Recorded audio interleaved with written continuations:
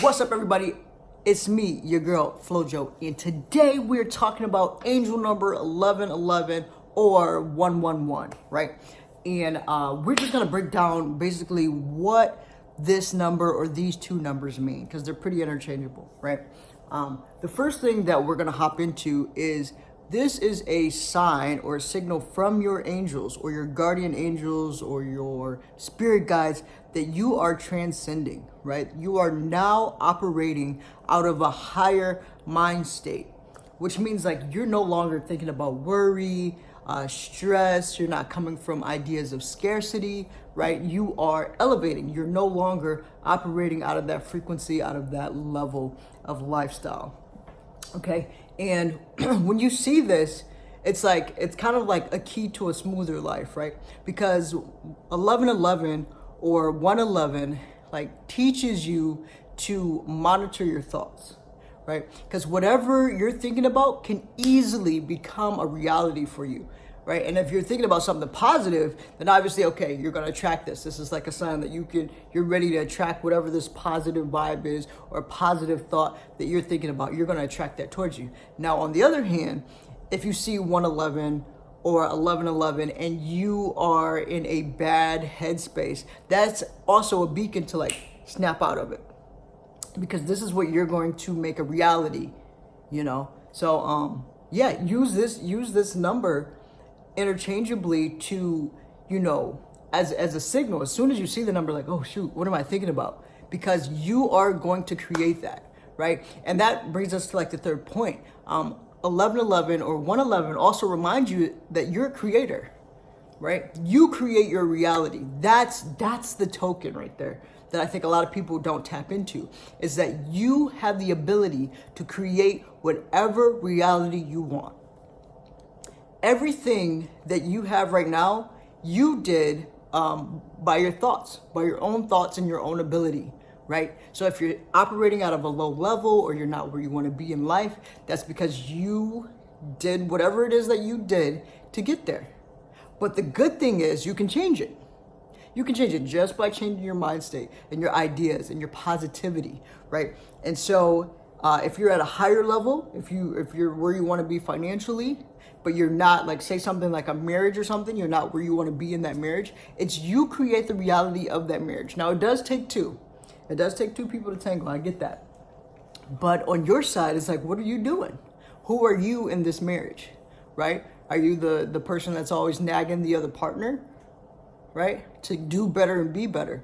And a lot of times, if you become better, you set that example so that your spouse is looking at you like, oh man, I got something good. I'm not trying to leave that behind. And I don't mean just like paying bills or doing whatever. It's like your physical fitness, how you're coming off, how do you appear, right? Again, these are all things that you can control and you are a creator. Now, that's just on a personal level. Now, on a business or financial level, you can create whatever it is that you want. Like, think of some of your hobbies, some of the things that you love doing. You can create within that space. I'll give you an example. For me personally, I am a nerd. I read books, I watch YouTube and everything else. I do research all day. And like to the point that it's like, why are you reading all these books, right? And now I figured out that the reason I'm reading it is just not to die with all this information. It's to share it. It's to spread it, right? I didn't realize that me reading and me learning like public speaking, like it's just been sliding in from college, from the military, like everything. I just had to do so much public speaking that it's natural that all the things that I've been reading about, like all the things that I like, the information that I like to attain is now coming back so that I'm pushing it out to other people that I encounter, YouTube videos, as you see, you know what I mean? So this is how you are able to create. That's just an example. You know what I mean? I know some people who are very creative in like art, right? And the way that they use their art is a little more obvious, painting canvases, you know what I mean? Painting murals all over the city or spray painting, you can be the next Banksy if you're really good. So, yeah, so just look at your talents and like, look at the things that you naturally love to do and see if you can't create something from that. If you love doing hair, right? You don't mind. You can be in hair all day. You can cut hair all day, right? you can use your gift. You can create your reality from your gift. There are things that you are really good at that some other people aren't good at. Like my strong suit is reading and writing, whereas math, we're not real good friends, me and the math cycle. So, everybody has their strengths. Everybody has their strengths and their weaknesses, and whatever it is, if you can find you a sweet spot in between and create from that space, then you're in the gold.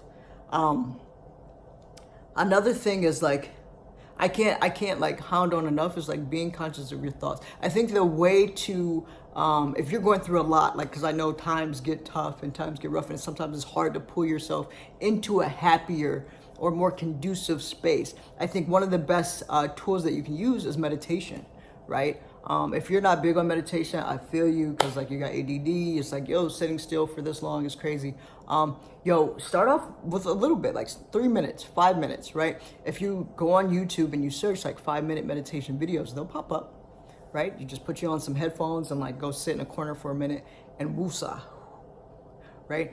Or 10-minute meditation. For me, I'm still getting into the meditation group, so I'll do 15-20 minutes at a time. You know what I mean? I know some people that are doing like 1 hour a day, and I'm just like, you're the MVP. You know what I mean? I'm still learning and getting to that level, but you got to start somewhere, right? If meditation's not your thing yet, if you're like, ooh, that's a big step, then start with a gratefulness journal, right? You know what I mean? Get you some paper, get you a notebook, sit down with a pen, and you write down everything that you're grateful for, because you have so much to be grateful for. Even if you're not where you plan your life to be, there are things in your presence or things that you have access to that you can be grateful for. If you're watching this video, I'm grateful that you have a phone or an apparatus to watch, a tablet, whatever, a computer, whatever. You have access to this video, right? You have access to electricity. You see what I'm saying? Or where there's people in the world that don't. They don't have that luxury of being able to look up something every 5 seconds just because it came to their brain, or Google or whatever, you know what I mean? So there's so much. If you have a family, right? You've got brothers and sisters, or you've got kids or children, or you have parents that are still living, or grandparents, even if you're even more blessed to still have your grandparents around. Like, these are blessings, right? These are things to be grateful for.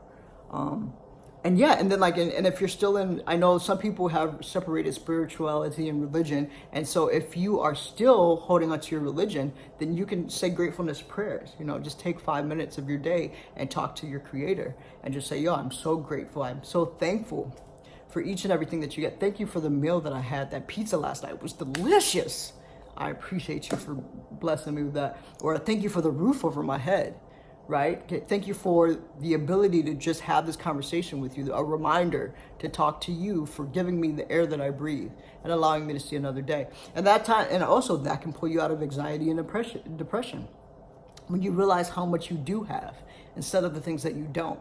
You can easily attract what it is that you don't have. But all the things that you have right now, it's easy to be grateful for. There's people that are like, again, paralyzed from the neck on down, and can find a million things to be grateful for in that moment, and it's like, if you can use all your operating limbs and you can get around and move, then it's like, you're blessed. You have something to be grateful for. You know what I mean? You woke up in a bed, right? And you're able to move all 5 of your fingers, and some of y'all got 4 if you can move those. Some of you don't even have the hand anymore. If you got an arm, though, you got a limb.